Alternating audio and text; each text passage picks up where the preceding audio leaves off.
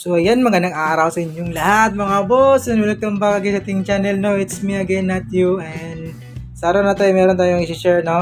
Bali ito ang brand nito is RCA 55 inches. Ano lang, basic TV lang to, LED TV lang. Hindi pa to smart, no.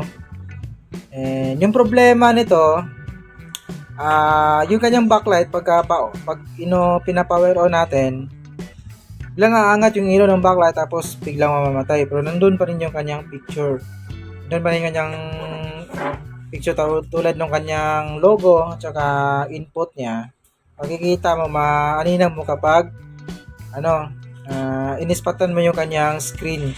So nung nakita nating problema dito, chinek natin yung kanyang backlight driver side. Dito wala lang problema, yung diode tsaka filter tsaka yung kanyang meron tong backlight driver sa may ilalim, 8 pins dito sa may ilalim ng diode na para sa 12 volts natin.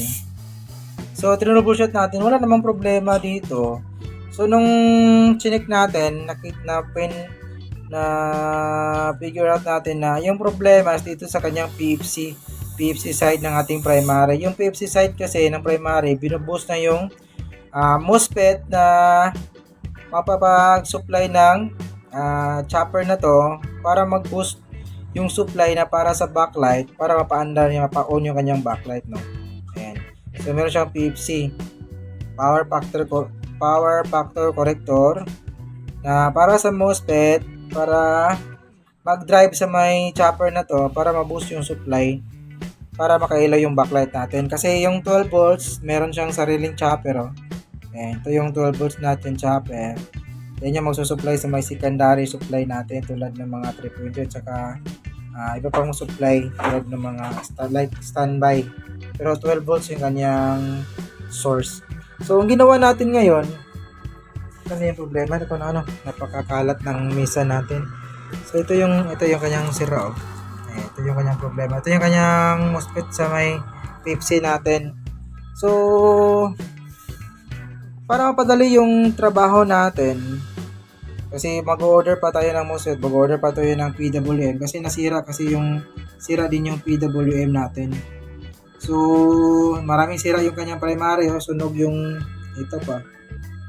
pa. Ayan. So, napakalaki trabaho kapag i-revive pa natin yung kanyang PFC portion. So, yung ginawa natin, gumamit lang tayo ng driver para sa kanyang backlight para mag-ilaw yung backlight. Kasi yung 12 volts niya, pag-supply sa secondary supply tulad nung ating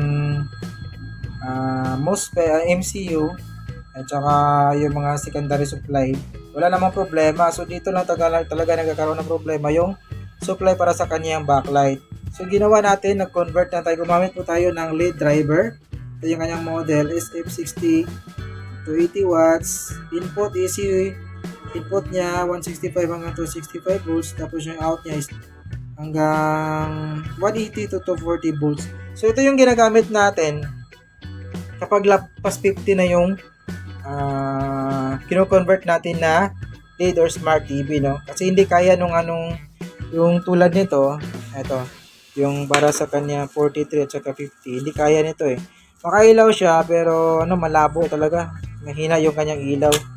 So hindi niya kaya. Ginawa natin yung easy type na lang yung na backlight driver yung gamit natin, no? So ito yung kanyang connection, ito yung kanyang input, easy line. Ay nakakonekta na po yan sa may easy line. Tapos ito naman yung kanyang out, ito yung positive, ito naman yung negative. Yung negative, diretso na yan. Bali na pala, dalawang linya or dalawang linya yung backlight natin. So, dalawang socket siya. Sineperate yung yung ilaw natin, no. So, ito yung kanyang original input. Yung isang linya or isang strip 110 volts, tapos yung isa naman 110 volts. So, ginawa natin is pinarallel natin yung dalawang positive saka dalawang negative. Ito, connect natin sa may negative, yung dalawang negative natin, ayan, pinagsama na natin yan. Tapos yung positive side ng ating driver, ayan, ay dinaan natin sa may relay, ayun, dinaan natin sa may relay, ayan, tapos saka pa lang siya mag-on para magsabay yung oscillation ng ating unit dun sa pag-ilaw ng backlight. Kasi kung hindi natin gagamitan ng relay, ano siya pagkasaksak mo, labas agad yung ilaw, iilaw agad. So medyo pangit siya. So ginawa natin, bago mag-oscillate yung unit natin, sasabay yung pag-ilaw ng backlight. So ginawa natin, kinuha natin yung supply ng ating backlight is dito sa kanyang supply sa ating T-con. So para magsabay siya, pag meron ng supply yung ating T-con, pag mag-oscillate na yung ating mainboard, masusupply sa may relay, pipitik yung relay, mag-on yung backlight natin. So simple lang yung connection niya. Negative, ayan. Negative ng ating relay, naman dito sa supply convert na. So ganito lang yan, napaka simple lang para mapadali yung trabaho natin, no. Ayan. Saksak ko lang. Ayan, saksak natin. Naka-standby na siya. Pa-power on natin yan. Pagka power on, ilaw yung kulay blue. So antayin natin kung pipitik yung relay, saka yan ilaw yung backlight natin. Dito na lang. Ayan, pitik yung relay, ilaw na yung backlight natin. So para masilip natin yung kasi medyo malaki to, mabigat rin. Basta nakailaw yung backlight na. I-close ko lang muna, tapos balik natin yung stand, then saka natin tingnan kasi napakahirap pag isang kamay yung iangat natin dito. So sa mga gustong mag-order pala ng gamit natin na LED driver, nasa comment section at saka link, nasa comment section at saka description yung link para diretso na kayo sa product, no, kung gusto nyong bumili. Kasi subok natin, ito yung ginagamit natin sa mga malakihang LED TV. Ayan.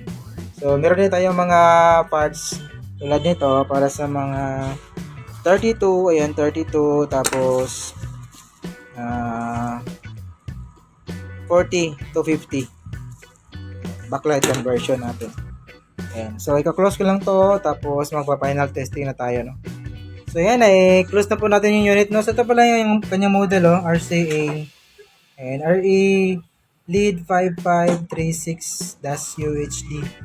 Ayan, so ultra high definition na pala to. And papower on ko lang. Ayan, naka-standby na ba? Ayan, meron siyang standby. Ito yung kanyang power. Kulay blue yan. So inap natin yung ilaw para makita natin ng maayos yung kanyang display kung okay ba. So ayan, RCA. Tapos yung logo ng RCA. Yun. So meron na tayong source na kinabit. Ayan. Naka-AV input po tayo. So yun.